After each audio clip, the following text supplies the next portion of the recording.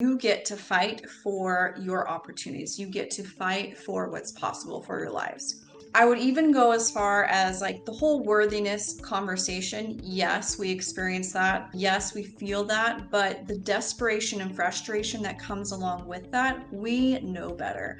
We have the awareness now at this point that maybe we don't know what to do, but we know what we want and we know why we want it. That is not an unknown for many of you.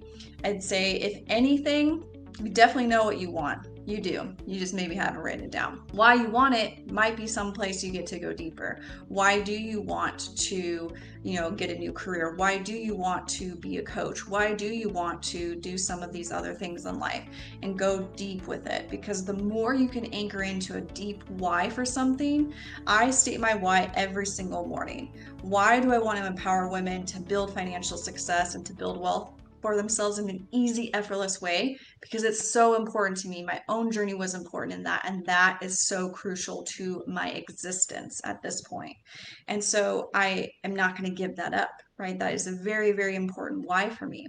So what do I get to do? Well, I get to show up, I get to be confident, I get to be radiant, thriving, and wise, and make it available to all of you to guide you into what is possible with that. If we are imagining new ways of being, of embodying wealth, let's walk down that road and address some of the fears that are probably on a subconscious level at this moment, but I want to make them conscious.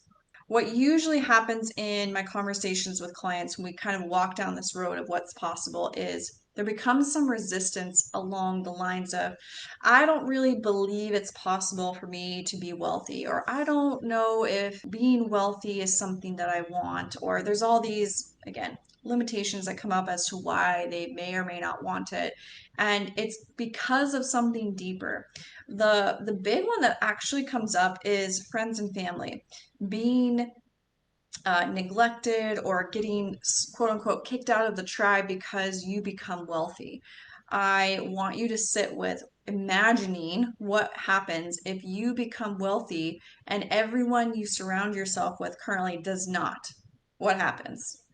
Do you have to go get new friends? Do you have to go get new, family members? What does that look like, feel like? Go through that scary place and imagine what that is like, because that's possible, right? If we start to level up and embody being wealthy and start to create those opportunities, there are going to be losses along the way, potential losses in relationships.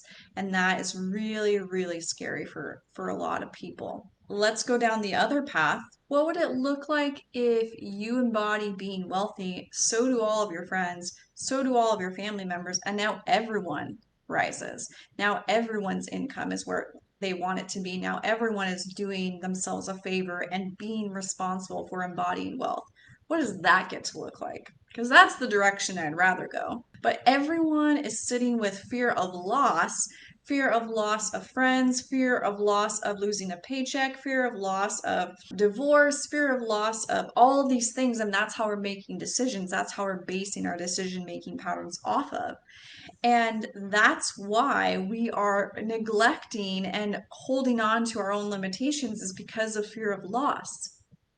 So, in recognizing that, what does it get to take for us to all embody wealth, for us all to move forward, for us all to look at what it feels like for each of us individually to not compare to one another, but to embody wealth on that journey for ourselves? Because the moment we all take responsibility for that, now all of our friends, family members, everyone is doing the same embodiment and being in the same path to get to their point of wealth that they desire.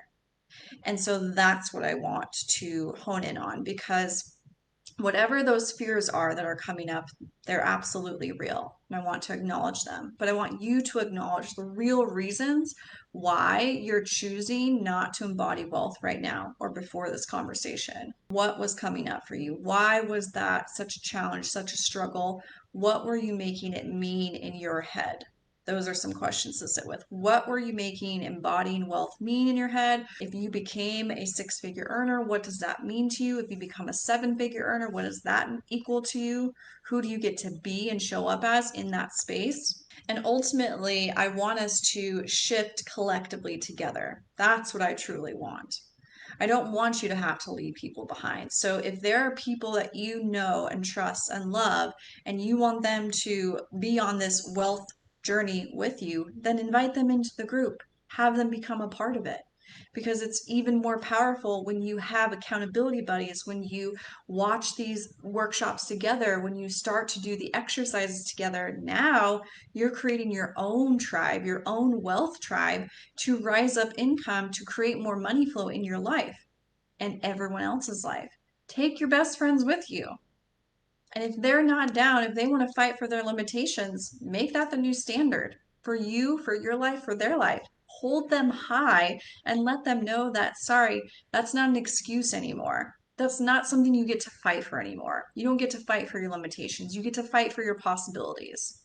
When you start to say these things and use this language with people, they're either going to get mad or they're going to get it, right? Something in them is going to trigger a shift of, yeah, you're right. And I trust you and I love you and I respect you and I want to go there with you. I want to go the distance with you. Some people don't want it, right? And that's okay.